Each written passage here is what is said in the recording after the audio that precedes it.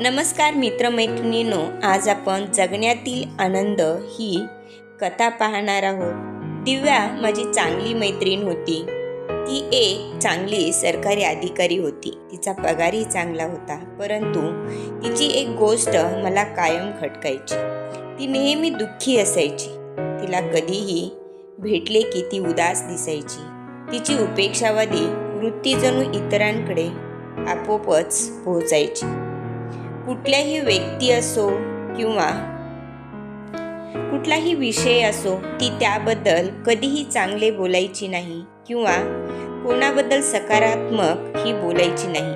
जर एखाद्या व्यक्तीने तिला म्हटले की अगं दिव्या, आपल्या शेजारची विना शाळेत पहिली आली आहे, परंतु दिव्या लगेच त्याच्या यशाला कमी लेखत ती म्हणायची साहजिकच आहे, तिचे वडील त्या शाळेचे प्रिन्सिपल आहेत ना.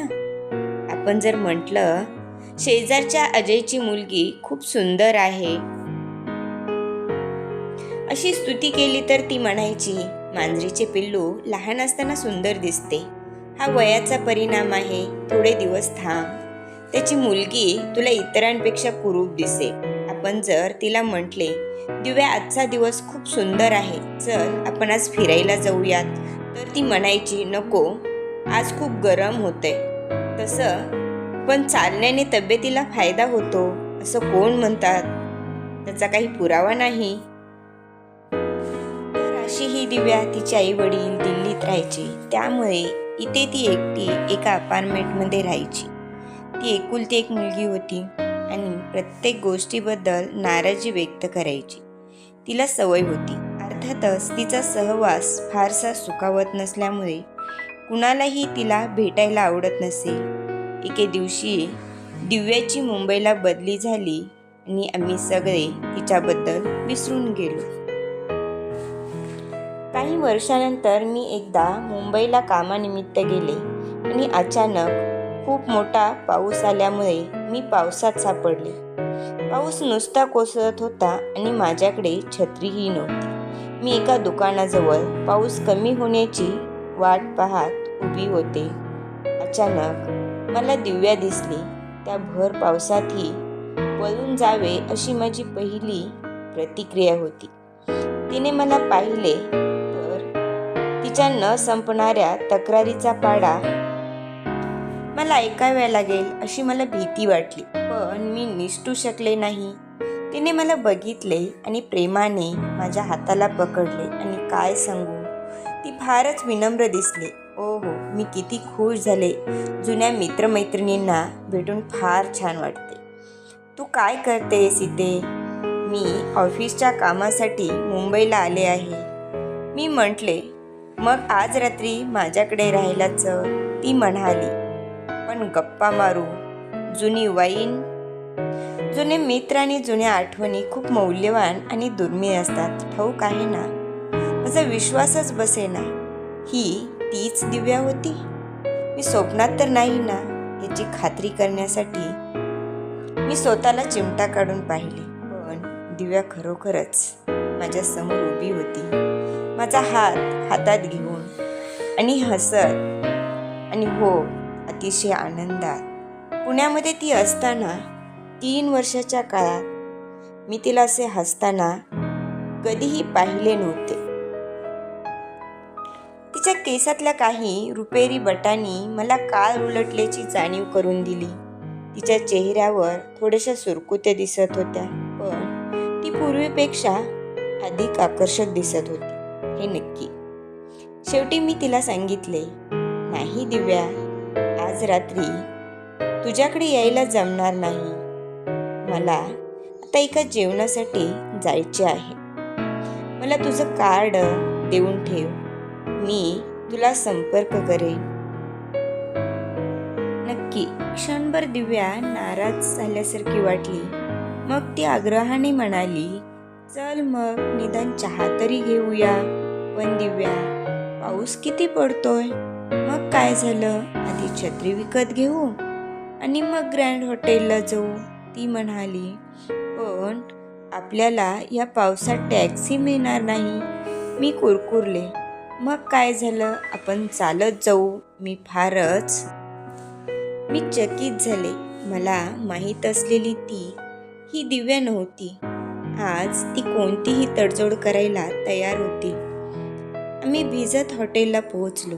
नक्की कोणामुळे किंवा कशामुळे या निराशावादी दिव्यामध्ये एवढा बदल घडून आला हे जाणून घेतले पाहिजे, हा एकच विचार तेवढ्या वेळात माझ्या मनात येत होता. माझी उत्सुकता खूपच वाढली होती.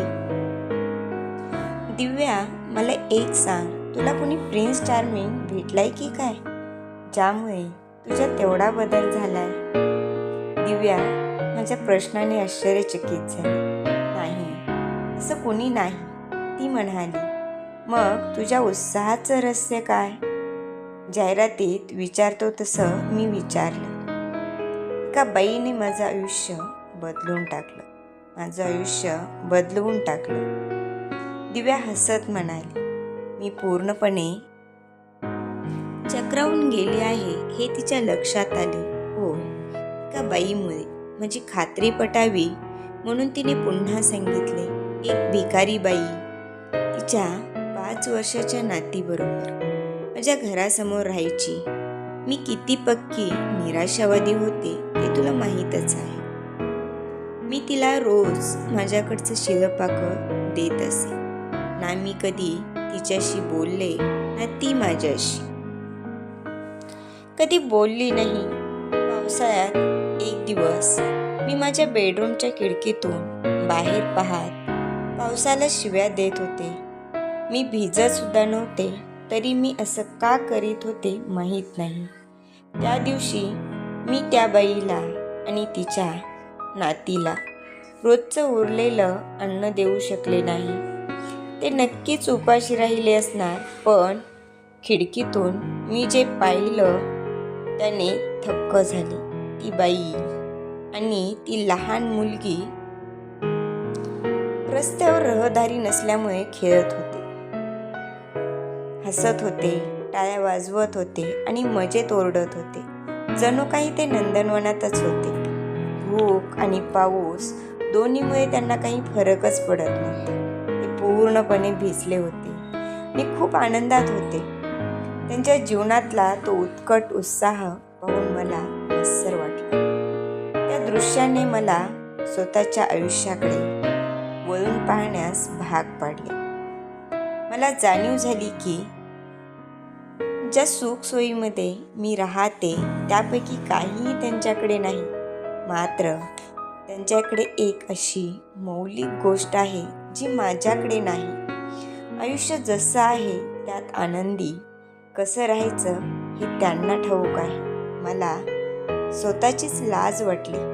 मी माझ्याकडे काय आहे आणि काय नाही याची चक्क यादीच बनवू लागले. माझ्या लक्षात आलं की अनेक लोक विचारही करू शकणार नाही अशा कितीतरी गोष्टी माझ्याकडे आहेत, ज्याबद्दल मला कृतज्ञ वाटलं पाहिजे. त्या दिवशी त्या बाईला मी माझा आदर्श मानलं आणि आयुष्याकडे बघण्याचा माझा दृष्टिकोन बदलायचं ठरवलं. बरेच क्षण शांततेत गेल्यावर मी दिव्याला विचारले की स्वतःमध्ये बदल घडवून आणायला तिला किती वेळ लागला. ती म्हणाली, एकदा त्या जाणीवेची अनुभूती झाल्यानंतर ती प्रत्यक्षात उतरवण्यासाठी मला जवळपास 2 वर्ष लागली. आता मला कोणत्याच गोष्टीने फरक पडत नाही. मी कायम आनंदी असते. प्रत्येक छोट्या गोष्टीत, प्रत्येक घटनेत आणि प्रत्येक व्यक्तीमध्ये मला आनंद दिसतो. तुझ्या गुरुला तू काही गुरुदक्षिणा दिलीस की नाही? दुर्दैवाने नाही. मला या गोष्टीची जाणीव होईपर्यंत ती मरण पावली होती. पण तिच्या नातीच्या बोर्डिंग स्कूलची जबाबदारी उचलून मी तिला आदरांजली वाहिली.